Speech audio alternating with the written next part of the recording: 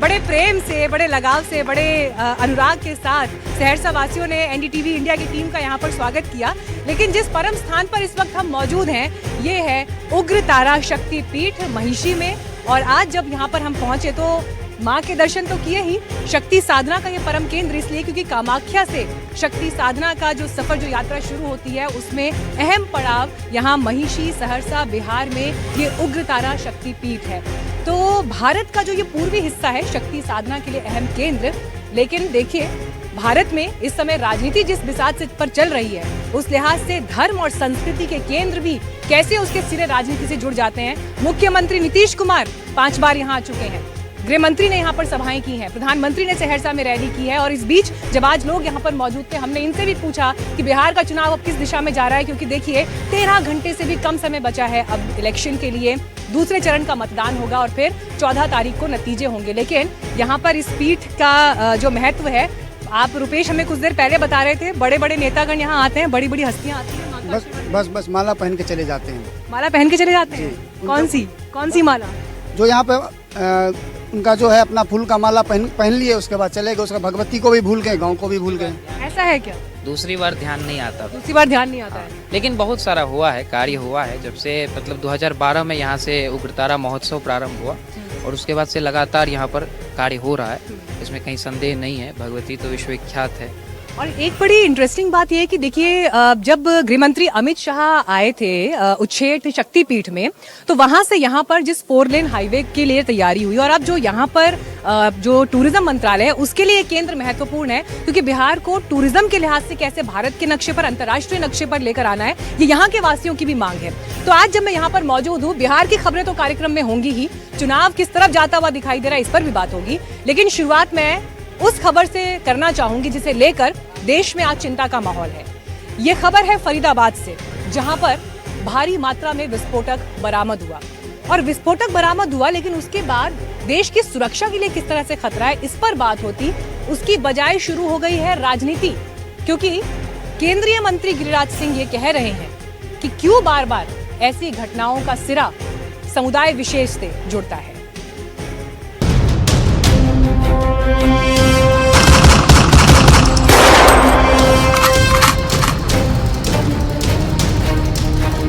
एक ही समुदाय के यानी मुसलमान ही पकड़े जाते हैं। सोमवार की सुबह जो खबर आई उसने पूरे देश को सन्न कर दिया।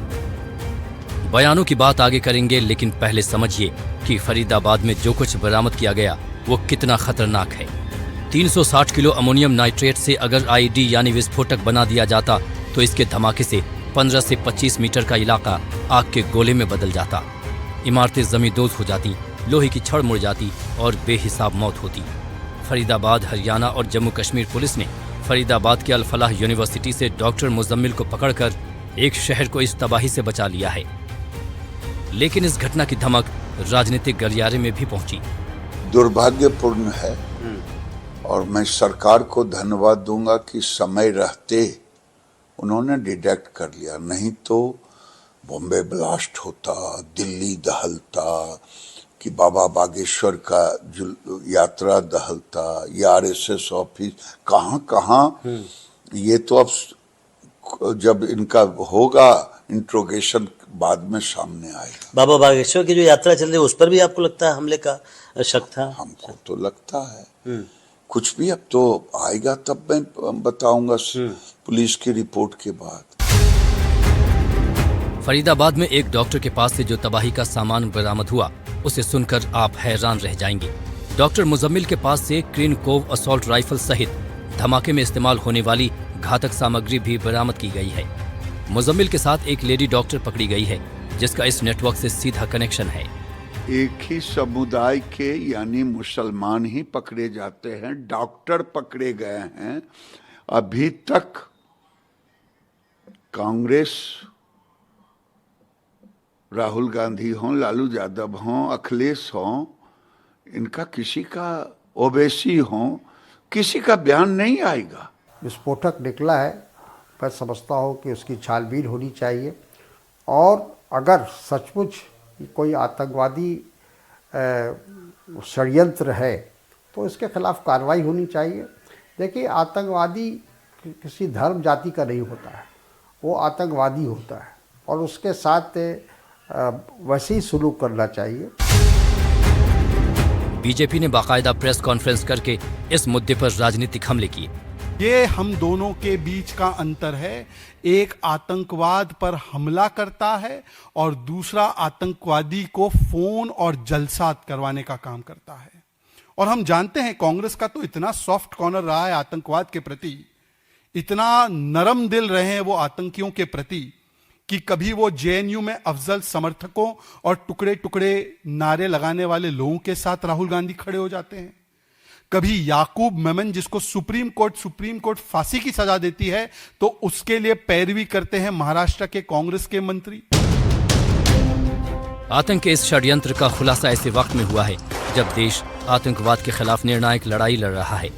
जाहिर है राजनीतिक हलचल के बीच सियासी पार्टियां अपने अपने तरीके से इस मुद्दे को जरूर उठाएंगी।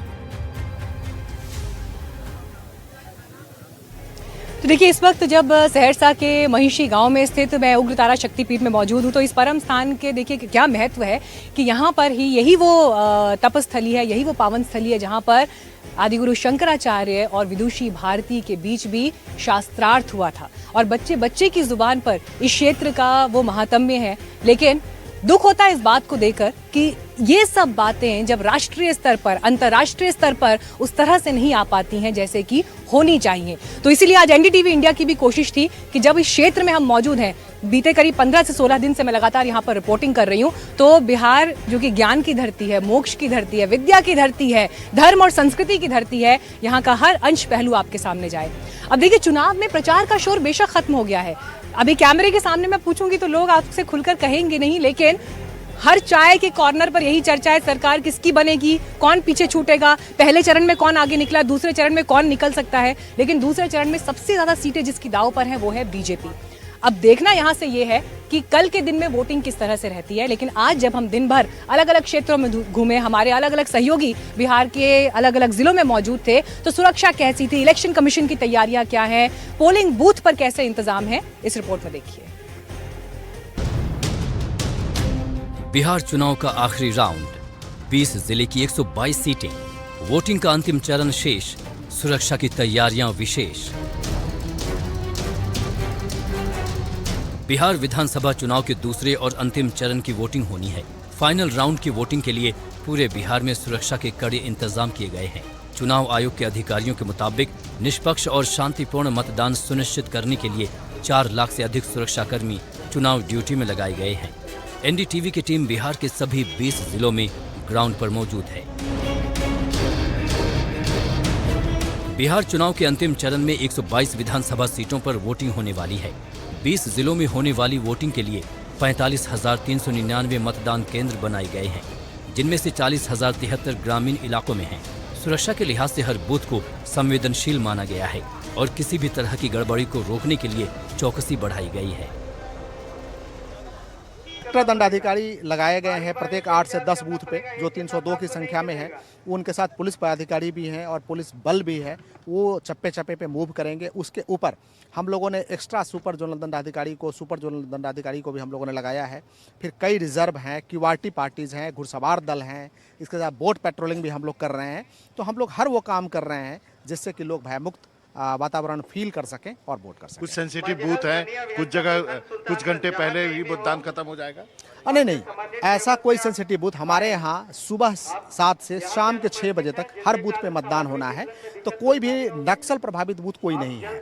और जो सेंसिटिव बूथ हैं, जहाँ की वोटर्स कुछ ऐसे उच्छृंखल किस्म के रहे हैं या व्यक्ति रहे हैं, उस बूथ पे कार्रवाई की गई है। अफसरों ने साफ किया है कि संवेदनशील पोलिंग बूथ में सुरक्षा के पुख्ता इंतजाम किए गए हैं। साथ ही तमाम इलाकों में केंद्रीय बलों के फ्लैग मार्च भी जारी है।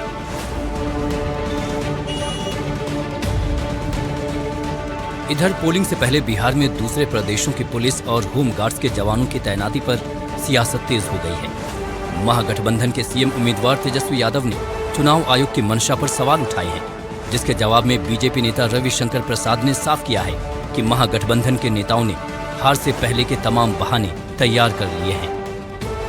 4 दिन बाद भी आंकड़े जो है सार्वजनिक नहीं किए गए हैं। कि पुरुष ने कितने मतदान किए और महिलाओं ने कितने मतदान किए। कोई भी ऑफिशियल आंकड़ा नहीं आता। पहले भी मैनुअली, पहले के ज़माने में तो उसी दिन उसी समय बता देता था मैनुअली। आजकल तो टेक्नोलॉजी का ज़माना है, फिर भी ये आंकड़ा क्यों छुपाया जा रहा है, सबसे बड़ा मेरा प्रश्न है। मैं एक शब्द का प्रयोग कई बार करता हूं कि राहुल गांधी होमवर्क नहीं करते हैं, तो हमें लगता है कि राहुल गांधी के संपर्क में आके तेजस्वी बाबू का भी वही हाल है। थोड़ा होमवर्क करिए, आप मुख्यमंत्री की दावेदारी में बैठे हुए हैं, बनेंगे तो कभी नहीं। जाहिर है बिहार में आखिरी चरण से पहले सियासी वार पलटवार का भी आखिरी राउंड तेज है। ऐसे में ये भी तय माना जा रहा है कि कल पूरे दिन ऐसे ही तल्ख बयानों का दौर चलता रहेगा। भागलपुर से मनोरंजन भारती के साथ एनडीटीवी इंडिया। और एनडीटीवी इंडिया की टीम देखिए, जब इस समय आपको उग्रतारा शक्तिपीठ सहरसा के नजदीक दिखाई दे रही है, तो यहाँ से देखिए बिहार के पूरे बिहार का हाल आपको बता रहे हैं। लेकिन ये नन्हे मुन्ने जिनके कंधों पर बिहार को आगे बढ़ना है, जब इनकी मौजूदगी यहाँ पर दिखी, और इंटरेस्टिंग ये है कि ये सभी यहाँ पर संस्कृत के छात्र हैं, वेद पाठ कर रहे हैं, उनके आचार्य जी भी यहाँ पर आपको दिखाई दे रहे हैं। तो शंकराचार्य जी की परंपरा इन्हीं कंधों पर आगे बढ़नी है। नमस्ते पहले तो आप सभी को मेरी तरफ से। नमस्ते। कुछ आप हमारे दर्शकों को स्वस्ति वाचन या कुछ सुना पाएंगे, कोई श्लोक? हरे ओम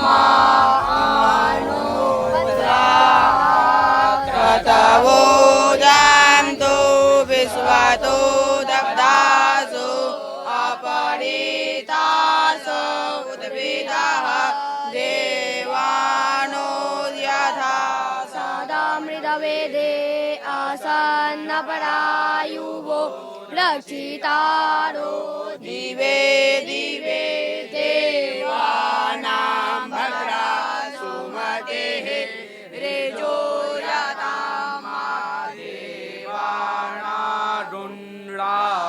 रविनो निर्वततां देवानागुंसमुपसे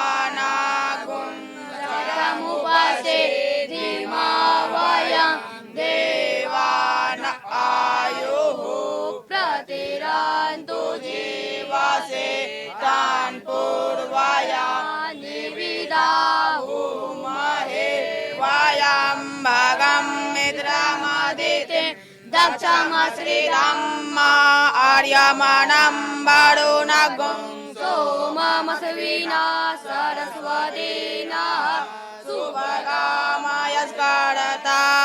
तन्नो वातो मयो भुवातो भेखजं तन्माता पृथ्वी तदपिता योः तद्ग्राह्वानः सोमसुतो मायो भुवस्तदस्विना श्रीनुतं कृष्णायुवं तमीशानं जगतस्वस्वतिं ध्येयं दिन्यमवसे होमहे वयं पूकानो यथा वेदसाम सदवृदे रक्षिता पायु। जी धन्यवाद, और आप सभी को प्रणाम भी। वैसे पूरा पाठ नहीं हो पाया, मैं इसके लिए क्षमा प्रार्थी हूँ, लेकिन टेलीविजन पर कई बार समय की सीमा भी होती है। लेकिन देखिए, आपकी इस पावन धरती से ये जो उद्घोष इस समय स्वस्ति वचन जिस तरह से गया है, और देश के कोने कोने से जितने लोग इस वक्त देख रहे हैं, बिहार पर जिनकी नजरें लगी हुई हैं, तो बिहार के एक क्षेत्र का हाल मैंने आपको दिखाया। लेकिन इस बार निगाहें सीमांचल पर है कि सीमांचल से क्या होगा, वहां से क्या पॉलिटिकल मैसेज निकलेगा। क्या उप मुख्यमंत्री पद पर कोई मुस्लिम चेहरा दिखाई देगा? असदुद्दीन ओवैसी किस तरह से महागठबंधन की मुश्किलें बढ़ा सकते हैं? तो ये सारे वो सवाल हैं जो सीमांचल की राजनीति और वहां पर राजनीतिक डिस्कोर्स के केंद्र में।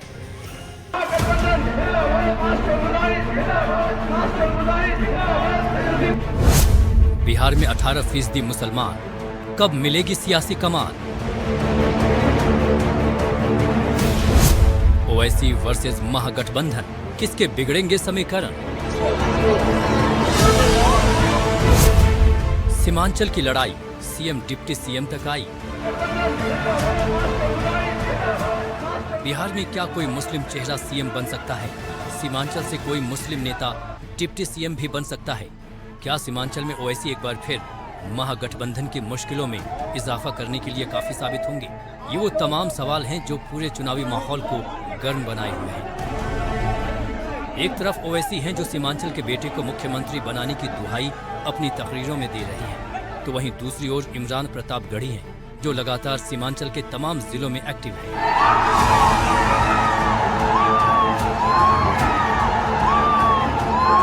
ओवैसी अपने सीमांचल प्लान का ऐलान सरेआम कर चुके हैं। अब बारी है महागठबंधन की, लेकिन सवाल यहाँ से उठता है कि जब महागठबंधन ने तेजस्वी यादव को ही मुख्यमंत्री उम्मीदवार घोषित कर दिया है, तो क्या बिहार में अगर महागठबंधन की सरकार बनती है तो सीमांचल से कोई डिप्टी सीएम बनेगा? इस सवाल के जवाब में कांग्रेस के राज्यसभा सांसद और मशहूर शायर इमरान प्रतापगढ़ी ने महागठबंधन के प्लान का खुलासा किया। कह रहे हैं सीमांचल से डिप्टी सीएम, ओवैसी कह रहे हैं सीमांचल का बेटा सीएम बनेगा इस बार। तेलंगाना का बेटा क्यों नहीं बन रहा है, मुझे हैरत है। ये तेलंगाना में एक मंत्री तो बनवा नहीं पा रहे हैं और यहाँ आकर के मुख्यमंत्री बना रहे हैं। ये जो लॉलीपॉप है दरअसल ना, वो लोगों को सिर्फ जज्बाती तौर पर, लेकिन उससे ज्यादा बड़ी बात यह है कि गालियां दी जा रही हैं। उनके नेता आ रहे हैं, सीमांचल के बच्चों को गालियां दे रहे हैं, सीमांचल के बूढ़ों को गालियां दे रहे हैं, कह रहे हैं फिरौन। ओवैसी साहब ने खुद कहा कि जो हमारे मुकाबले खड़ा होगा वो फिरौन है। तो क्या सीमांचल की भोली भाली जनता फिरौन है? फिरौन का क्या मतलब? फिरौन एक मतलब इस्लामिक हिस्ट्री में फिरौन एक बहुत ऐसा कैरेक्टर है जो खुदा को नहीं मानता था, जो जिसको आप कह सकते हैं कि राक्षस, जो बहुत शैतान। आप ये कह रहे हैं कि सीमांचल के लोगों को शैतान कह रहे हैं? बिल्कुल। ओवैसी साहब का भाषण उठा के देख लीजिए, उन्होंने कहा कि जो है जो हमारे मुकाबले खड़ा होगा वो फिरौन है। यानी कि मौलाना असरारुल हक साहब जैसी बड़ी शख्सियत का बेटा चुनाव लड़ रहा है तो फिरौन हो गया। जावेद साहब फिरौन हो गए, जलील मस्तान फिरौन हो गए। यहाँ के पहनावे पर टिप्पणी कर रहे हैं, जलील मस्तान तो लुंगी पहनता है। अरे लुंगी सीमांचल का पहनावा है, कुर्ता सीमांचल का पहनावा है। आप उसके पहनावे पे आप शेरवानी पहनते हैं और कोई लुंगी पहनता है तो आप अपने आप को बहुत आला समझते हैं क्या? आपकी शेरवानी आपको मुबारक, हमारी लुंगी हमारा कुर्ता हमें मुबारक। इधर एनडीटीवी के editor in chief Rahul Kanwal के साथ बातचीत में ओवैसी पहले ही अपने सीमांचल का एजेंडा जाहिर कर चुके हैं। ओवैसी ने कहा है कि अगर सीमांचल को नेतृत्व मिलेगा तो वो कई योजनाओं को पढ़ाई लिखाई और दवाई के लिए लागू करेंगे। सीमांचल के लिए, बिहार के लिए अगर आपको वाकई में किसी तरीके से सरकार में आने का मौका मिलता है तो आप और आपकी पार्टी किन चीज़ों को इंश्योर करने की कोशिश करेंगे? पहले काम होगा एजुकेशन के ऊपर, प्राइमरी एजुकेशन, फिर हाई स्कूल्स, फिर एक सेंट्रल यूनिवर्सिटी हो, स्टेट यूनिवर्सिटी हो, डिग्री कॉलेजेस हो। दूसरा होगा यहाँ पर ख़वातीन के लिए अस्पताल, बच्चों के लिए अस्पताल। तीसरा होगा ये जो नदी कटाव का काम है, ये बराबर इसको रोका जा सकता है। इससे जो ज़मीन बह जाती है 100 एकड़, उसको रोका जा सकता है। इंडस्ट्रीज़ को लाया जा सकता है और किसानों के लिए जो ख़रीदी का सेंटर है, उनको उसकी कीमत नहीं मिलती। अनानास उगता है, चाय उगती है, मेज़ है, चावल है, क्या क्या नहीं होता यहाँ पर। और पांचवा, पानी में यूरेनियम है यहाँ पर, और सबसे ज़्यादा महिलाओं को कैंसर हो रहा है, तो कैंसर का एक सेंटर खुलना चाहिए। हम ये पूछना चाह रहे हैं कि भाई पटना के अतराफ में, राजगीर में आपने सब कुछ खोल दिया, यहाँ पर क्यों नहीं खोलना चाहते आप? क्या नफरत है? क्यों नहीं खुलता आपके हिसाब से? नफरत है और क्या है? हालांकि कांग्रेस सीमांचल को लेकर काफी टेंशन में है। यही टेंशन तेजस्वी यादव की भी है, क्योंकि 2020 के चुनाव में ओवैसी ने महागठबंधन को सीमांचल में अच्छा खासा नुकसान पहुंचाया था। तब एआईएमआईएम ने सीमांचल में 14 सीटों पर उम्मीदवार उतारे थे और 5 सीटें जीती थी। बिहार चुनाव से पहले एआईएमआईएम ने महागठबंधन में शामिल होने की इच्छा जताई थी, लेकिन तेजस्वी यादव ने कोई सकारात्मक संकेत नहीं दिया। इसके बाद ओवैसी ने सीमांचल की 24 में से 15 सीटों पर अपने उम्मीदवार उतारने का ऐलान किया। इधर कांग्रेस ने कहा है कि कांग्रेस का डिप्टी सीएम होगा, लेकिन सब मिलकर इसका फैसला करेंगे। देखिए, मैं बहुत ही स्ट्रक्चर में काम करता हूँ। अगर इंडिविजुअल बात कीजिएगा, कोई इंडिविजुअल एस्पिरेशन की बात नहीं है। वो नाम वक्त पे तय हो जाएंगे, पार्टी को जो भी तय करना है, या इस चुनाव के नतीजे के बाद क्या सूरत हाल बनती है, उसके बाद चीज़ें तय होंगी। कबल अज़ वक्त बोलने की उसकी कोई आवश्यकता नहीं है। आवाम के ये ख्यालात हैं और जो लोगों में गूंजते हैं। हालांकि सीमांचल से डिप्टी सीएम के सवाल पर कांग्रेस और तेजस्वी यादव बचते नजर आ रहे हैं और यही सवाल सीमांचल के गढ़ में गूंज रहा है। और कार्यक्रम में आइए बात करते हैं बिहार के एम फैक्टर की। उस पर मैं आऊंगी क्योंकि एक नहीं, यहाँ पर 2 एम फैक्टर इस बार चर्चा में रहे, जिनके इर्द गिर्द चुनावी बयान और राजनीतिक मंच से जो बयान निकले वो दिखाई दिए। लेकिन राजनीति के भी एक एम फैक्टर हैं, बीजेपी के जो सुपरस्टार कैंपेनर हैं प्रधानमंत्री नरेंद्र मोदी, जिन्होंने यहाँ पर रैली की थी। अच्छा, रैलियों में जब बड़े बड़े सितारे आते हैं, पवन सिंह आ रहे हैं, प्रधानमंत्री आ रहे हैं, योगी आदित्यनाथ आ रहे हैं, दूसरा पक्ष भी जो है अपने स्टार कैंपेनर्स को उतार रहा है, उधर इमरान प्रतापगढ़ी सीमांचल में प्रचार कर रहे थे, फर्क पड़ता है आम जनता को इससे या सिर्फ जनता स्टार को देखने जाती है? नहीं, फर्क पड़ता है। फर्क पड़ता है। मोदी जी के आने से फर्क पड़ा है। माहौल बदलता है? बदल गया माहौल। क्या माहौल बदल जाता है? मोदी जी के आने से जो फर्क पड़ जाता है, उससे पहले अगर थोड़ा बहुत इधर उधर रहता है, लेकिन उनके आने से जो है पूरा एकदम माहौल। पॉपुलर ज्यादा किसकी रैली थी, योगी आदित्यनाथ की या प्रधानमंत्री मोदी? दोनों का लगभग समान था, क्योंकि उनकी जो लोकप्रियता है सनातनी आस्था को लेकर के, ये तो केंद्र है, तो यहाँ के लोगों को और अधिक प्रेम है प्रधानमंत्री। और राहुल जी ने तो पूरी रैली निकाली थी, पूरी यात्रा निकाली थी, वोटर अधिकार यात्रा, लेकिन यहाँ नहीं आए। उदासीनता रहती है लोगों को उनके प्रति। बिल्कुल। देखिए, ये अब लोगों का अपना पॉलिटिकल मिजाज है, लेकिन जिस एम फैक्टर का हम जिक्र कर रहे थे उसको लेकर देखिए हर कोई बात कर रहा था, लेकिन खुद मैं भी इस एम फैक्टर का जब जिक्र कर रही हूँ, इसमें मल्लाह और निषाद कम्युनिटी शामिल है।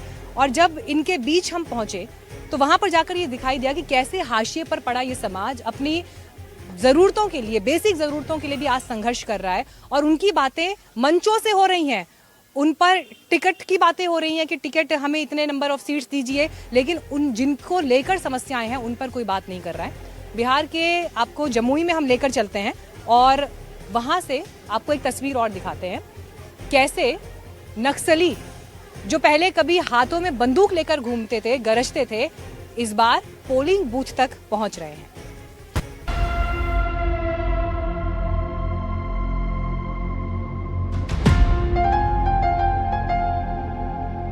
बिहार का जिला जमुई, जहां ग्रामीण इलाकों में 25 साल तक नक्सलियों का आतंक था। ये वो इलाका था जहां पर नक्सलियों की बंदूकें गरजती थीं। लाल आतंक के खौफ के चलते चारों ओर दहशत का माहौल था।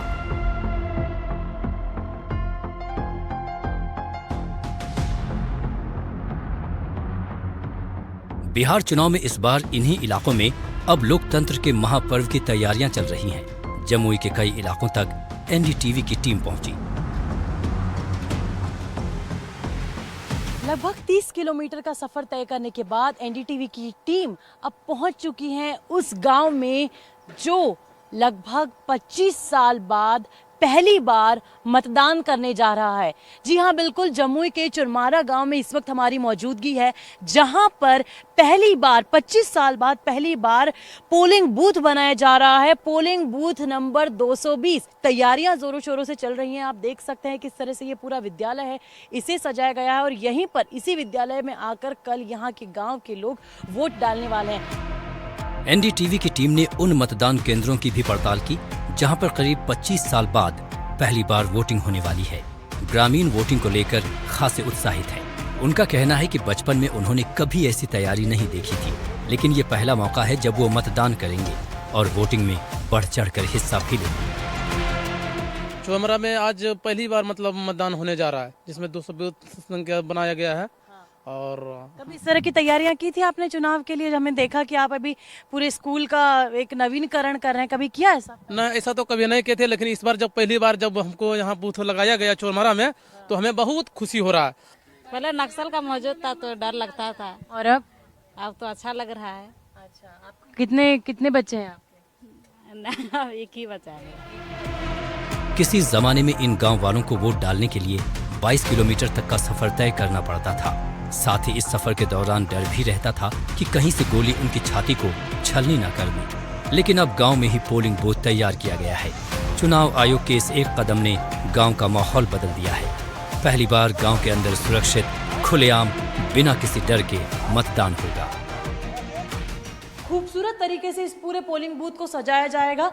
रंगोली भी यहाँ पर बनाई गई है, लिखा भी हुआ है बूथ संख्या 220 चोरमारा जमुई। ये पूरे गांव का नाम है, बूथ की संख्या है, बूथ का भी नाम लिखा हुआ है।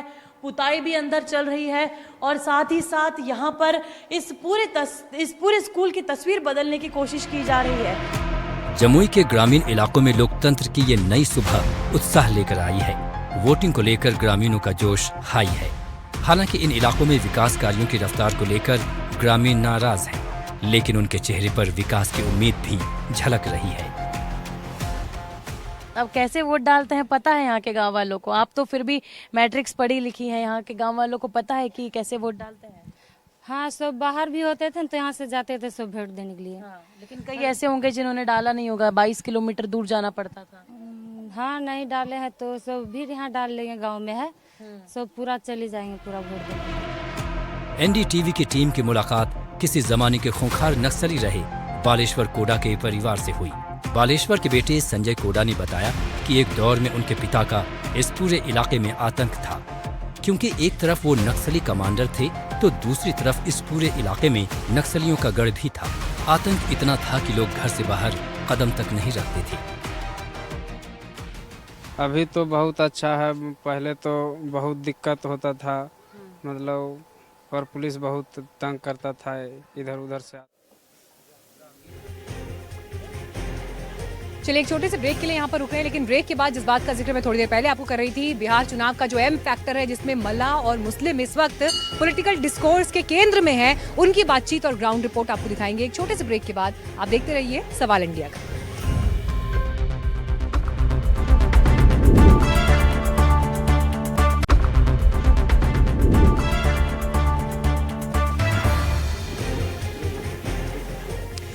एक बार फिर से सवाल इंडिया का में आपका स्वागत है। आप सहरसा से ये लाइव बुलेटिन इस वक्त देख रहे हैं। उग्रतारा शक्तिपीठ के प्रांगण क्षेत्र में हम मौजूद हैं। बिहार चुनाव में देखिए जिस समय राजनीतिक चर्चाओं का शोर था और चुनावी बयानों का शोर था, इनमें सबसे ज्यादा जिस समुदाय की बात हुई, अति पिछड़ा वर्ग जो 36% है यहाँ पर, जिसमें 100 से ज्यादा जातियां सम्मिलित हैं। अब सवाल यहाँ पर क्या उठे कि ये जो जातियां हाशिए पर पड़ी हैं, जिनकी रहनुमाई की बात सारे बड़े नेता कर रहे हैं, आखिर इनके विकास के लिए क्या हुआ और जो नहीं हुआ उसे लेकर कौन प्रतिबद्ध है। मैं खुद उस क्षेत्र में गई जहां पर मल्लाह बसते हैं, केवट, निषाद, अगर बड़े समुदाय के रूप में बात करें, इन 36% में जिनका 9% हिस्सा है, आज भी 15-15 घंटे पानी में खड़े होते हैं, त्वचा खराब हो जाती है, लेकिन बाढ़ के पानी में जब उनका सब कुछ बह जाता है तो उनका ये कहना था कि किसानों को तो फिर भी सम्मान निधि मिल जाती है, हमारे पास कोई इंश्योरेंस तक नहीं है। सीधे ग्राउंड से सुनिए उनकी तकलीफें।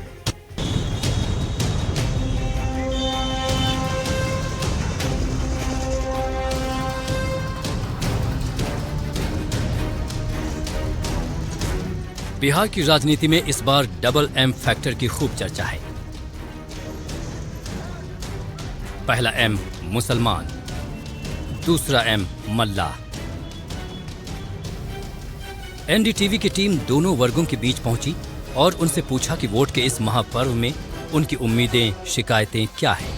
सबसे पहले आपको मधुबनी ले चलते हैं।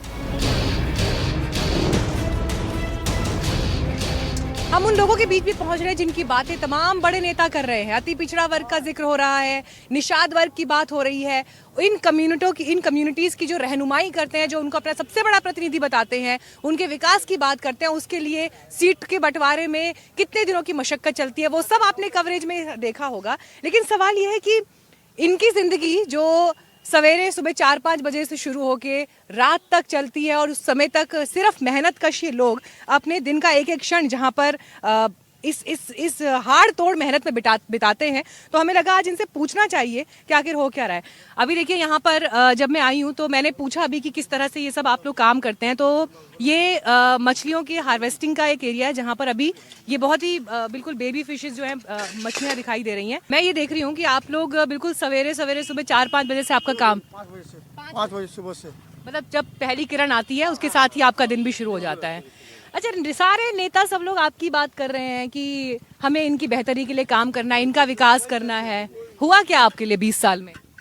कोई फैसिलिटी नहीं है। अब जो नेता आपका ये कहते हैं कि आपका प्रतिनिधित्व करते हैं कि भाई इन कम्युनिटीज के विकास के लिए हमको काम करना है, हम उनके चेहरे हैं, हम उनकी आवाज है, कोई विकास नहीं है। मलाहों के बीच में आए हैं जो मछली पकड़ते हैं, जो नाव चलाते हैं, उन सब के लिए इतनी बातें राजनीति में हो रही हैं, असल जमीन पर क्या है?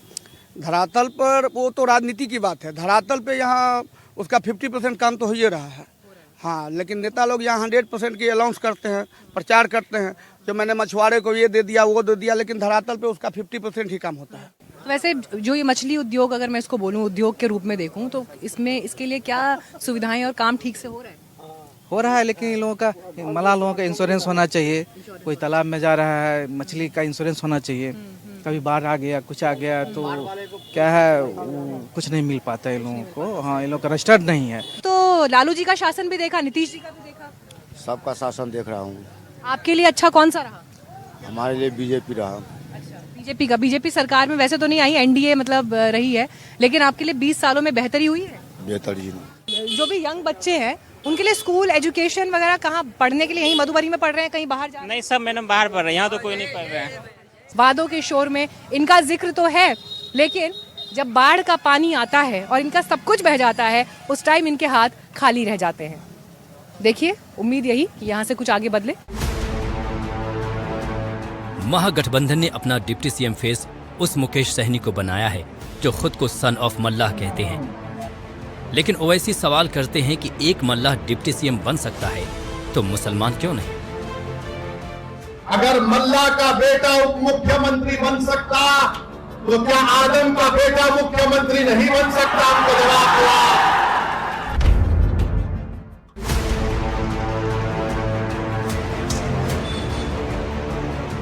बात सिर्फ डिप्टी सीएम पद की नहीं है। आखिर सीमांचल के मुसलमान की महत्वाकांक्षा राजनीति में कोई मायने रखती है या नहीं? जरा सुनिए कटिहार के लोगों ने क्या कहा। हम यहाँ पर मूड भांपने के लिए आए हैं कि आखिर यहाँ की जनता इस वक्त सेकेंड फेज के चुनावों को लेकर क्या सोच रही है। यहाँ कुछ लोग हैं जो रोज़ इसी तरह मिलते हैं, बातें करते हैं, लेकिन अब बात चुनावों की इनसे होगी क्योंकि चुनावी मौसम है।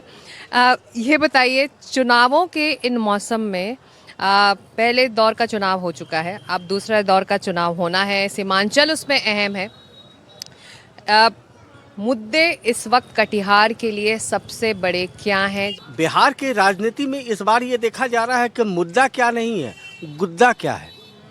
तो मुद्दा और गुद्दा में लोगों को उलझा दिया गया। मुद्दा वही है कि जो हमारे लिए विकास की बात करे और बात न करे, क्योंकि बात को सुनते काम करे। सुनते हम लोग कल को बच्चे थे, अब हम लोग बुजुर्गी पे आ गए हैं। अब मेरे बच्चे अब हमसे सवाल कर रहे हैं, पापा ये चीज़ कब बनेगा? हम लोग फाटकों पे 2 घंटा खड़े रहते हैं रेलवे इस पे कि आखिर हम लोगों के लिए फ्लाईओवर क्यों नहीं बन पा रहा है। आज पूरे पटना में देखिए कई डिफरेंट जगहों पे बना है, लेकिन सीमांचल को हमेशा नज़रअंदाज किया गया। हम लोग केवल सरकार वोट देकर बनाने के लिए हैं, बाकी किसी डेवलपमेंट की उम्मीद हम लोग बहुत ज़्यादा किसी से, जिसने कर दिया उसका बहुत बहुत शुक्रिया, नहीं किया तो भी कोई बात नहीं। देखिए, इस बार आपको देखने को मिला कि महिला वोटर ज़्यादा है। इसके पीछे कारण ये है कि कोई वहाँ से कोई भेदभाव हो के किसी के लिए कुछ नहीं किया जाता है। जितने हिंदू महिला को सपोर्ट हो रहा है उतना ही मुस्लिम महिला को भी सपोर्ट हो रहा है, और यही कारण है कि आज सारे लोग निकल के आ गए हैं वोट देने के लिए। नीतीश कुमार का जो है ना, शुरू से, आज से नहीं, जब से वो सरकार में आए, महिलाओं को पंचायती राज में त्रिस्तरीय पंचायत में 50% आरक्षण देना, 35% महिलाओं को जो है नौकरी में आरक्षण देना, जीविका दीदी, अभी भैया बता रहे थे, जीविका दीदी को जो है जीविका समूह बनाना, और इसी तरह से। और कोई चुनावी मुद्दा में जो है महिलाओं को अभी बेनिफिशरीज नहीं बनाया गया। एक मुद्दा जो आपके जहन में अभी सबसे ज़्यादा है, जिसको लेकर आप वोट करने वाले?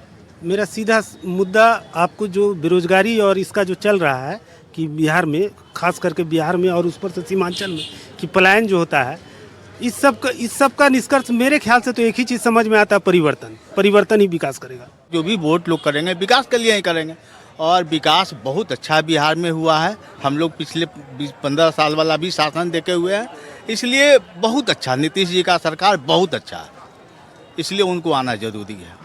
आप चाहते हैं जो मौजूदा सरकार है वो लौटे। कुछ यहाँ ये चाहते हैं कि जो नुमाइंदा यहाँ के विकास की बात करे, यहाँ के पलायन को रोकने की बात करे और यहाँ पर रोज़गार लाने की बात करे, इन सभी का वोट उसको जाएगा। तो देखना होगा कि 11 तारीख को सीमांचल की जनता अपने नुमाइंदों के लिए क्या फैसला सुनाती है। तो सिकता की इस रिपोर्ट में आपने देखा कि जो महाशय बात कर रहे थे वो कह रहे हैं कि सीमांचल की अनदेखी हुई है। अब देखिए, मैं मिथिलांचल में मौजूद हूँ, तो यहाँ पर लोगों को लगता है कि मिथिलांचल की अनदेखी हुई है और ज़्यादा जो प्रोजेक्ट्स थे या जो उपलब्धियाँ हैं वो मगध के हिस्से चली गई हैं। तो देखिए, ये लोगों के जहन में बातें बहुत ज़्यादा हैं। बहरहाल, बिहार इलेक्शन पर नज़र हमारी रहेगी। कल के दिन वोटिंग पर लगातार कवरेज एनडीटीवी पर जारी रहेगा। लेकिन अब आपको उत्तर प्रदेश की एक खबर दिखा देती हूँ, जहाँ पर योगी आदित्यनाथ का ये फैसला, उनकी सरकार का ये फैसला कि स्कूलों में वंदे मातरम का गायन अनिवार्य कर दिया गया है, इसे लेकर कैसे समाजवादी पार्टी और मुस्लिम धर्म गुरुओं ने प्रश्न चिन्ह लगाए हैं कि इस्लाम इसकी इजाजत नहीं देता। तो राजनीति का एक नया मोर्चा वहां खुल गया है। वंदे वंदे वंदे वंदे मातरम भी उत्तर प्रदेश के हर विद्यालय में गायन इसका अनिवार्य करेंगे, हर शिक्षण संस्थान में इसका गायन अनिवार्य करवाएंगे।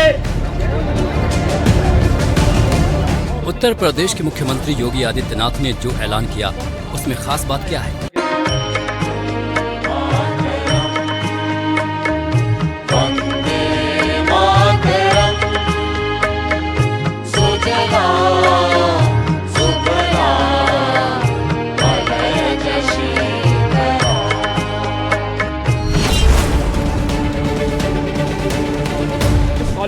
पहले आप योगी आदित्यनाथ का पूरा बयान सुन लीजिए। लौह पुरुष सरदार वल्लभ भाई पटेल के मुद्दे को लेकर के हमें चर्चा पर चर्चा का हिस्सा इसको बनाना चाहिए। वंदे मातरम राष्ट्रीय गीत के प्रति सम्मान का भाव होना चाहिए। अब ये केवल लौह पुरुष सरदार वल्लभ भाई पटेल के साथ ही राष्ट्रगीत वंदे मातरम भी उत्तर प्रदेश के हर विद्यालय में गायन इसका अनिवार्य करेंगे, हर शिक्षण संस्थान में इसका गायन अनिवार्य करवाएंगे, जिससे उत्तर प्रदेश के अंदर हर नागरिक के मन में भारत माता के प्रति, अपनी मातृभूमि के प्रति श्रद्धा और सम्मान का भाव जागरूक हो सके। बयान का एक हिस्सा दोबारा सुनिए। वंदे मातरम भी उत्तर प्रदेश के हर विद्यालय में गायन इसका अनिवार्य करेंगे, हर शिक्षण संस्थान में इसका गायन अनिवार्य करवाएंगे। मुख्यमंत्री योगी आदित्यनाथ कह रहे हैं कि हर शिक्षण संस्थान में वंदे मातरम का गायन अनिवार्य करेंगे। हर शिक्षण संस्थान का मतलब हुआ इस दायरे में सरकारी स्कूल भी आएंगे, प्राइवेट स्कूल भी आएंगे, लेकिन क्या इसमें मदरसे भी आएंगे? जरा सुनिए लखनऊ के मेयर ने क्या कहा। मदरसों में भी लागू होना चाहिए, मदरसों में भी होना चाहिए, क्यों नहीं होगा? अच्छा, मुख्यमंत्री जी ने मदरसे हमारे देश के नहीं है, ये हमारे देश के, हमारे परिवार के, वहाँ भी लागू होना चाहिए। अभी जैसे बच्चा आया था, मैं उसको लड्डू देना चाहता था, उसने कहा मुझे केक चाहिए, तो क्या मैं जबरदस्ती मुंह में डाल दूं उसके लड्डू? ये क्या बात हुई आपकी? एक छोटा बच्चा जो कुछ नहीं जानता, हम क्यों यहाँ आए? हम देश अंग्रेजों से क्यों हटाए थे? हम आजादी चाहते थे, स्वतंत्रता चाहते थे। स्वतंत्र होने क्यों चाहते थे हम आजादी? कि हमारा अपना संविधान हो। बाबा साहब भीमराव ने क्या बनाया? संविधान बनाया। और ये जो बहस हम आज कर रहे हैं, क्या उस समय जो संविधान के निर्माता उन्होंने नहीं बहस की? लेकिन मुस्लिम धर्म गुरुओं का कहना है कि वो किसी भी हालत में स्कूलों में वंदे मातरम का गायन बर्दाश्त नहीं करेंगे। वंदे मातरम हमारे बच्चे स्कूलों में नहीं गाएंगे। बिल्कुल, सरकार तो बहुत से मामलात को लेकर के टारगेट करती है। वो जो कुछ भी नए नए नियम और कानून लाती है, उसमें तो ये नहीं कहती कि ये सिर्फ मुसलमानों के लिए बनाया गया है, लेकिन उसको ज़मीन पर सिर्फ मुसलमानों के लिए ही इस्तेमाल किया जाता है। उसकी बहुत सारी मिसालें हैं। इसलिए हम ये समझते हैं कि ये वंदे मातरम को पढ़ना जो ज़रूरी करार दिया गया है, तो वो निशाने पर सिर्फ मुसलमान है। जो नेता इस तरह की बातें कर रहे हैं, वो या तो घुसपैठियों का समर्थन कर रहे हैं, अलगाववादियों का समर्थन कर रहे हैं, आतंकवादियों का समर्थन कर रहे हैं। क्योंकि वंदे मातरम का विरोध करने वाला अलगाववादी हो सकता है, घुसपैठिया हो सकता है। वंदे मातरम का विरोध करने वाला आतंकवादी हो सकता है, लेकिन वंदे मातरम का विरोध करने वाला हिंदुस्तानी नहीं हो सकता। समाजवादी पार्टी भी इस मामले में अपने पुराने रुख पर कायम है। 3 दिन पहले जो बात अबू आजमी ने कही थी, आज वही बात एसटी हसन ने दोहराई। वंदे मातरम का पिछले 150 साल से मुसलमान विरोध करते हैं, और इसलिए कहते हैं कि उसमें इस्लाम के खिलाफ बात है कि हम किसी और चीज़ की अल्लाह के अलावा इबादत नहीं कर सकते। वहाँ पे ज़मीन की पूजा की जा रही है।